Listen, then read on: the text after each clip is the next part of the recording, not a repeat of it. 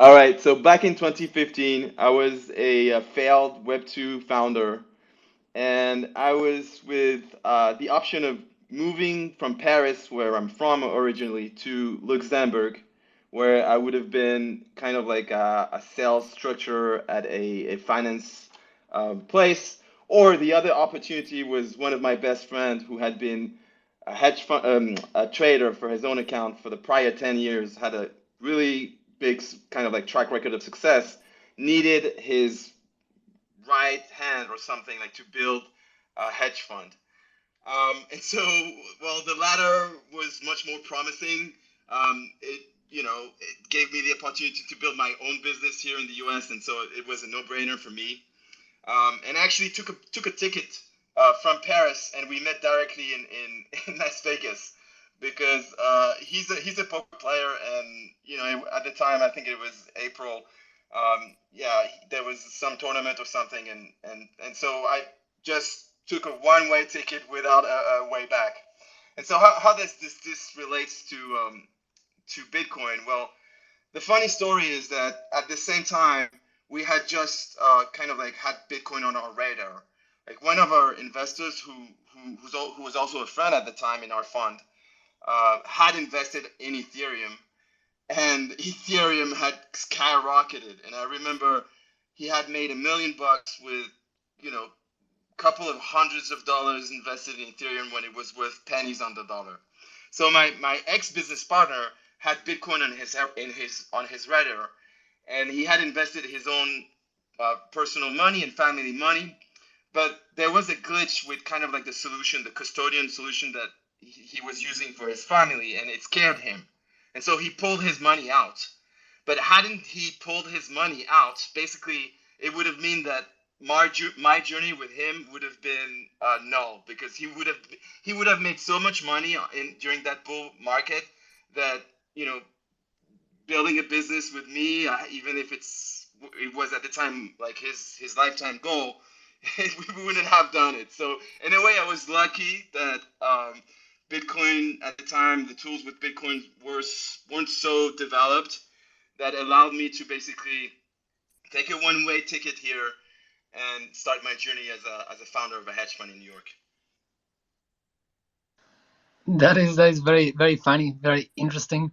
Um, there's a lot of times in life things happen that we think is like bad luck, or we wish things would have gone in a different direction, but oftentimes it's necessary steps that lead us to where we need to be. So it's quite an interesting story. So Yeah, yeah. I can also double click on how I was seeing Bitcoin at this time. I had heard of Bitcoin. My one of my ex CTOs from my Web2 failed startup had hinted at Bitcoin. He's an Argentinian, so he was using Bitcoin at the time, maybe to get paid and so on. But it was never on my radar. And at the time, it was going up so fast that me as a trader apprentice, I couldn't just chase it at that level. And I even remember shorting Ethereum, and obviously it didn't go well for me. um, but yeah, it was pretty incredible. So I think in 2015, it was $250 or something when this was on our radar, and I actually didn't really discover Bitcoin at the time, because it takes quite a while for Bitcoin to sink in. And it's only after I'd separated from my ex-business partner after 5 years of growing the business, that I stumbled, I think, on a podcast from the founder of Stacks talking to a big hedge fund guy, Ari Paul, and they had really sophisticated conversations around, Bitcoin needs to stay simple. How do you scale Bitcoin? Is it going to be in layers? And then what also really resonated with me was this right of exit that Bitcoin provides. Um, and me as a founder, like I had also like I had been building on top of Facebook, on top of Amazon. I had experienced firsthand what it means to build in a walled garden, where they can just squeeze you out if you're too good, or if they change the rules, of the game, and they can put entire companies out of business.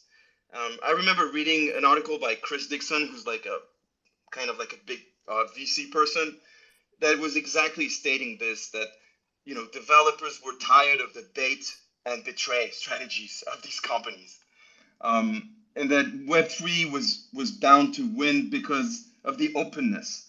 Because when you develop in the open, then your contracts can be forked, can be improved, and the speed of iteration is going to be much, much, much, much faster, and is going to win over any company, however big they are, or they would never have enough resources to beat the ability to build in the open. So long story short, like once I had a little bit of time to get my head out of my business, became a trader. This is when I started discovering stacks and Bitcoin, and then I was just hooked. I couldn't stop. To learn, and I consider myself fairly new in the space, and still trying to, understand how much of a disruption Bitcoin is.